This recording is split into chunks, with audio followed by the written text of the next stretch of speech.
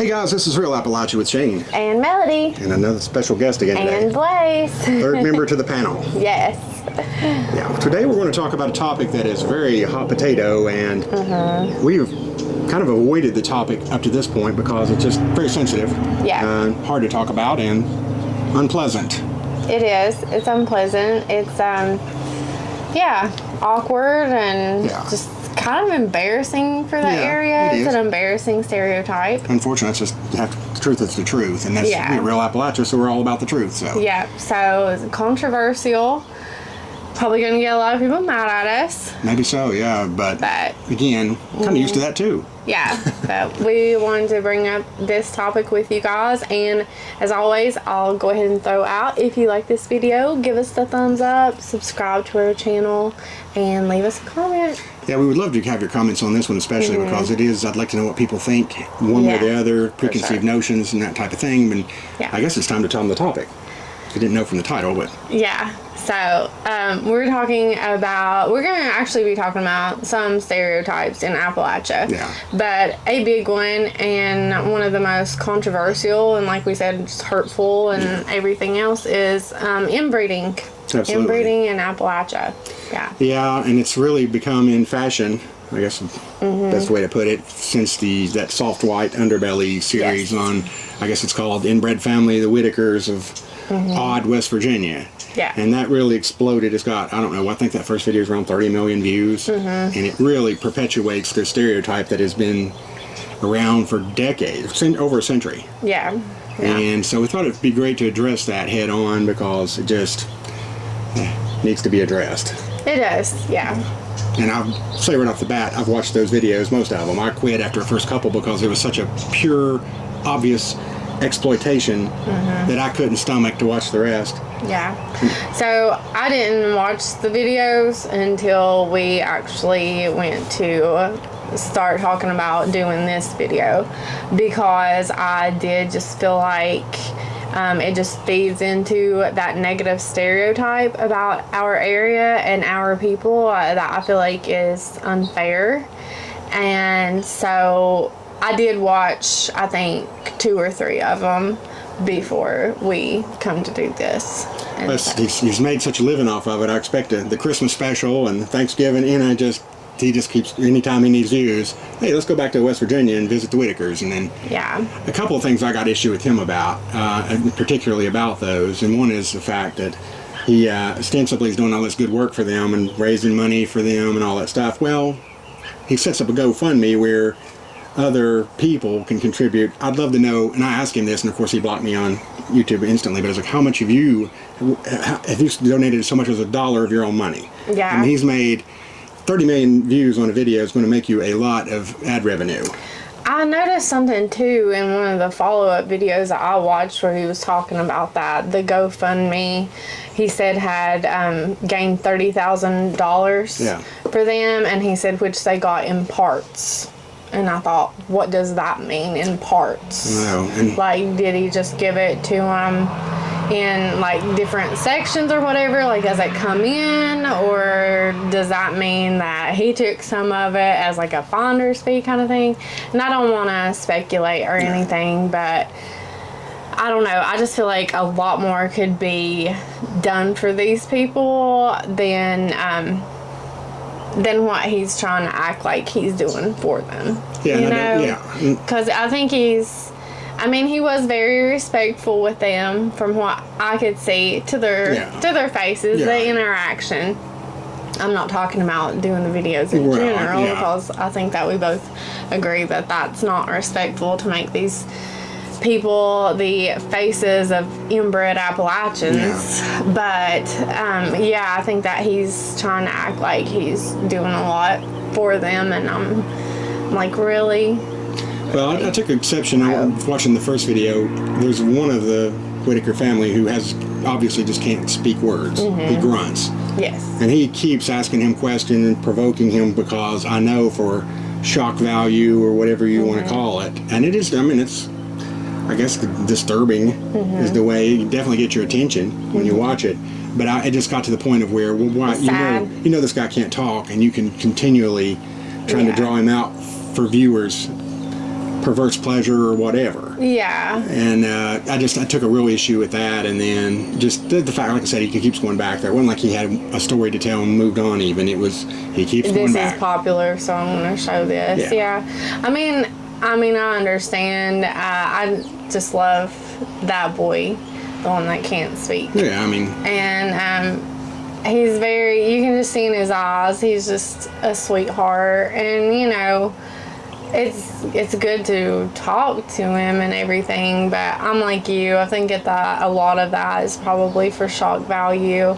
But the thing is, too, is that he said in one of the follow-up videos, you said he didn't say that in the original. I don't know if I watched the original, but he said in one of the follow-up videos, their parents are double first cousins, and they agree to that, but then he says, I think that some of these issues are also coming from environmental factors or something else, and I would have to agree with that too, because there are children born every day with defects and things wrong, and it's not, you shouldn't see someone that isn't verbal and think they're inbred. One of the problems I had with it too was the name of the video. It's changed it 2 or 3 times and the description. Because when I first saw it, it said inbred West Virginia family, which again, want to get eyeballs and get attention. Mm-hmm. But then you read in his description, his own words were that he didn't know that to be true. He was basically assuming it based on his elementary knowledge of inbreeding. So he jumped to that conclusion. Well, he got a lot of blowback on that. Mm-hmm. So he ended up changing that title and description as if it never happened. And then, apparently from what you're saying, he got them to say that somebody was double first cousins and got their parents. And so he felt justified, and he went back to his old, because obviously that's going to get more views than. But and he did mention the environmental factors. Yeah. But that goes back, that just reinforces this age-old stereotype of Appalachia being inbred. Yeah. And I think that I read that started around the 30s or so, that some pictures were taken of Appalachians living in shacks and poor conditions, and that they were just labeled as being incest, being inbred, and that contributed to this lifestyle, when it wasn't that at all. It was just being poor, and there wasn't, and a lot of times there's still not proper access to health care and dental care and mental health care. Yes, we are so struggling in this area, in particular in Southwest Virginia, with mental health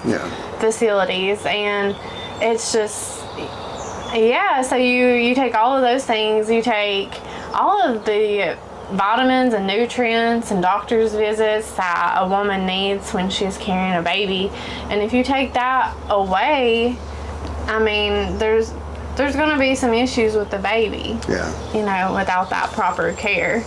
So it's just not all inbreeding like people want to make it out to be, but that is just something that the media has reinforced. Deliverance and Wrong Turn, and there's others, and now this, I just feel like the Soft White Underbelly videos just fits into that completely. Oh yeah, it just perpetuates it to where it's just an accepted fact. Like I was telling you was earlier before we started filming, just researching this right off the bat, I just put in inbreeding in Appalachia, and one of the first things that came up was a article by ABC News. Nothing to do with incest, any inbreeding or anything like that, but it was the first thing it led off with. Appalachia, which is, incest, drug addiction, poverty, just reciting the same old talking points. No facts, no stats, it's just, it's accepted fact, let's just move right on. Yeah. And that's, we were talking before too, how few studies, how little research has been done on this, and the ones that have been done kind of say complete opposite of what the narrative is out there, and I think some of this started too, there was a guy named Harry Caudill. He was from Whitesburg, Kentucky, and he wrote the book Night Comes to the Cumberlands. Yes. And he got wildly popular with that, because he did paint a very poor picture I don't know that it was inaccurate. It probably was accurate, that poverty and the need for help in this area. And I think at that point, anyway, it seemed like his intentions were good. This got the attention of John F. Kennedy, who then really has a passion for helping folks and get out of poverty. And then, of course, that carried on to Lyndon Johnson. And so, well, there was some decent attempts that came out of this. Well, this Caudill guy became disgraced later. He started buying into eugenics and what they call dysgenics, too, where he believed that part of the problem in eastern Kentucky, in particular, was that low genetic people were breeding together and inbreeding and watering down the gene pool. Yeah. And so at that point, he was ostracized and he was put out to pasture, but his old work was still used as a reference, and people really bought the narrative that inbreeding is a major issue, and I just don't see that. Do you? No. So there is very little research, but there was some research done by a man named Robert Tincher in 1980, and it was kind of a come at you of the last thing. It was called Night Comes to the Chromosomes. Yeah, so it was an obvious reference back to the Harry Caudill work. Yeah. And so that was in 1980, and his research found that there was no difference in inbreeding in Appalachia compared to other parts of the country, and that there wasn't any more inbreeding than what they see anywhere else. I mean, this stuff has went on since the dawn of time. Oh, yeah. I mean, really. And it's happened in every country, every nationality. It's not something that is alone in Appalachia or more prevalent even in Appalachia, like it's made to believe. They take poverty and they spin it into something, taboo and forbidden, and I guess that just helps a lot of society feel better about it.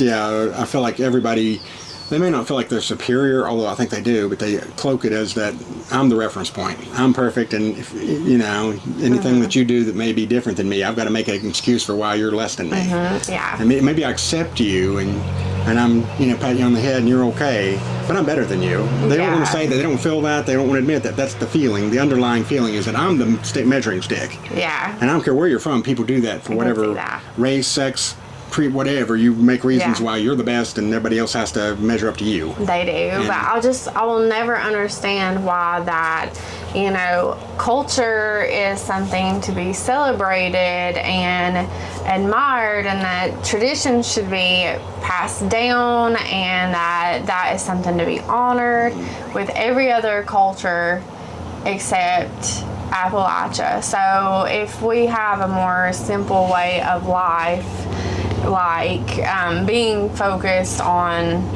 God and family and not being focused on having big material things, that is somehow spun into something dirty to be looked down upon.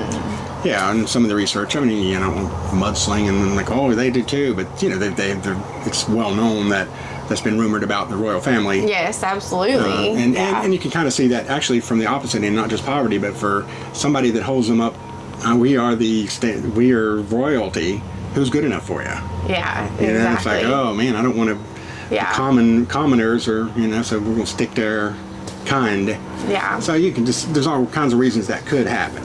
But again, like you said, it's not a common practice, and it's never been accepted around here. That's not. No. Anytime you even heard rumors about that, because there was a family that near where I was from that people said that about, and it was just they were so ostracized, and there was such a stigma, which is probably not fair either. Which probably it wasn't unfair. It was unfair, but it was not that it was accepted or common and people. I read one report. This was just the most bizarre, supposedly legitimate thing, but it said like one county in eastern Kentucky had 95% inbreeding, and I'm like, is that not the most ridiculous? Preposterous? Yeah, and it's so outrageous that. And a lot of times it is West Virginia and Kentucky. I mean, I've heard people in Southwest Virginia make comments about everybody in West Virginia is inbred, and I mean, that's just so unfair. And it goes a little back and forth, West Virginia, Kentucky, and it's just one of those things that's a little bit of a pot shot. I couldn't believe this, but this actually happened to me. I was at a community college in a class, and we were in there probably 50 kids in this pretty big class for that place.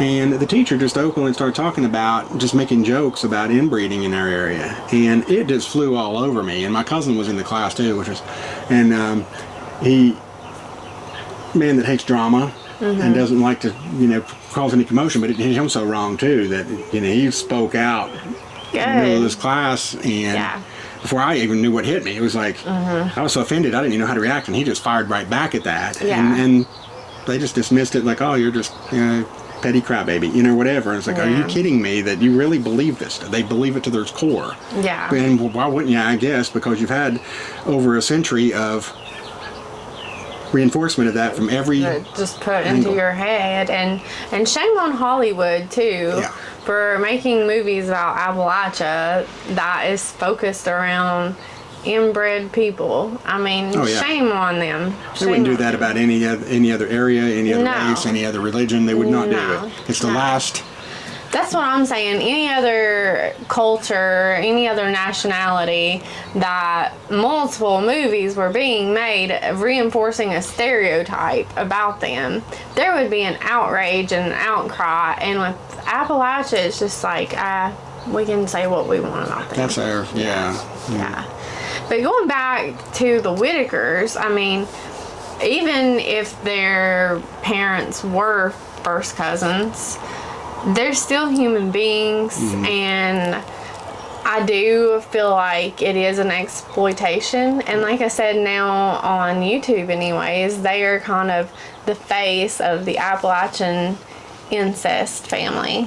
And that's just, I mean, they seem like such good and kind people that wouldn't hurt anybody. They stick to themselves, and just to have somebody come into your home and exploit you like that, it makes me really sad, and that's why I didn't watch it for the longest time. Yeah, they don't have no idea how they're being perceived, and maybe they don't care. But the bottom line is it's not right. Or no, and it's just using them to for his own gain. Yeah.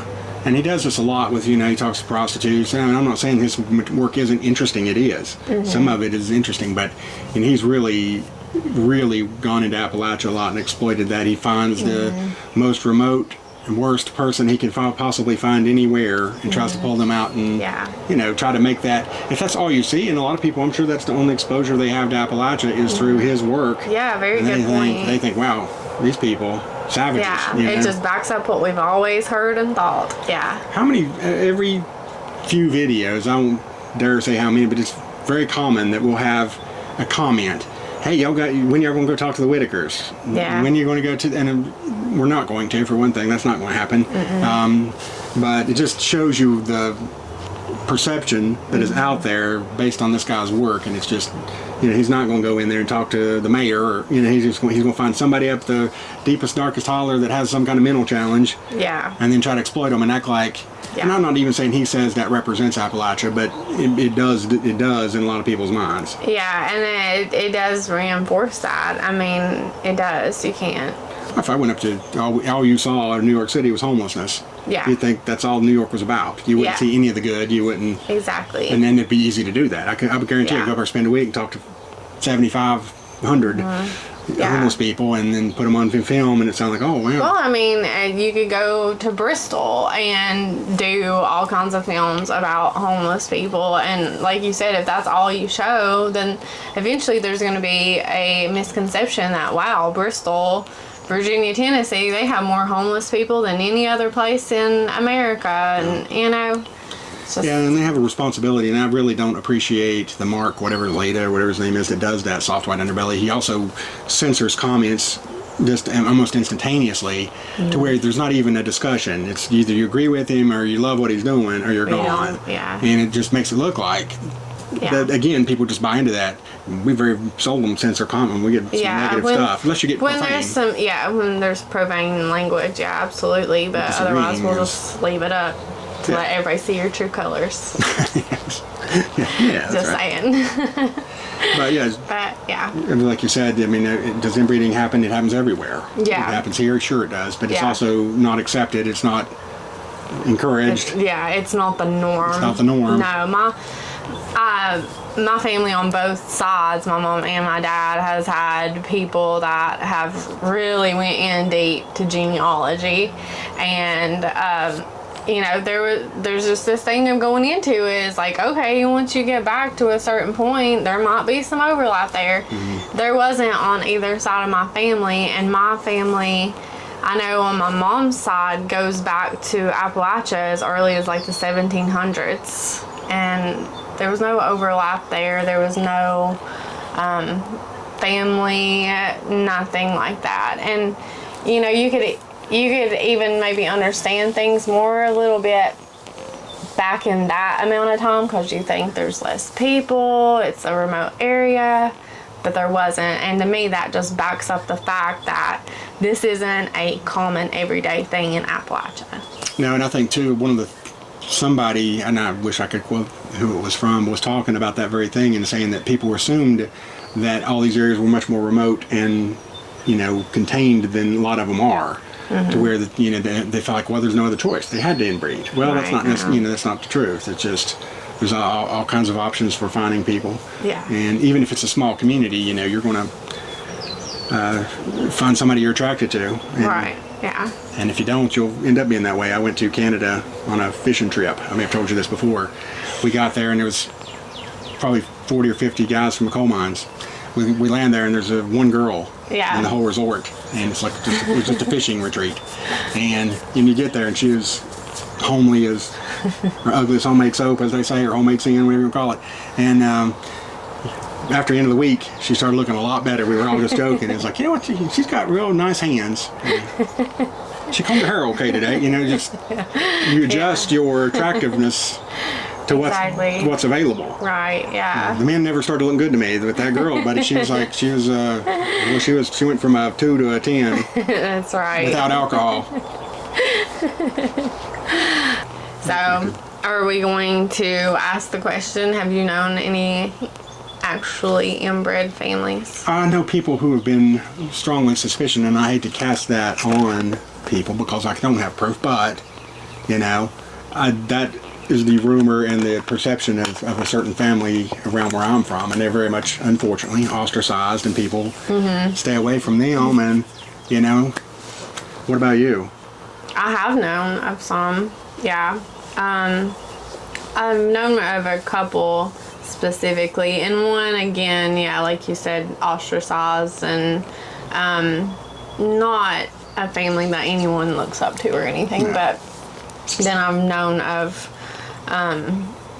another family that was almost completely normal.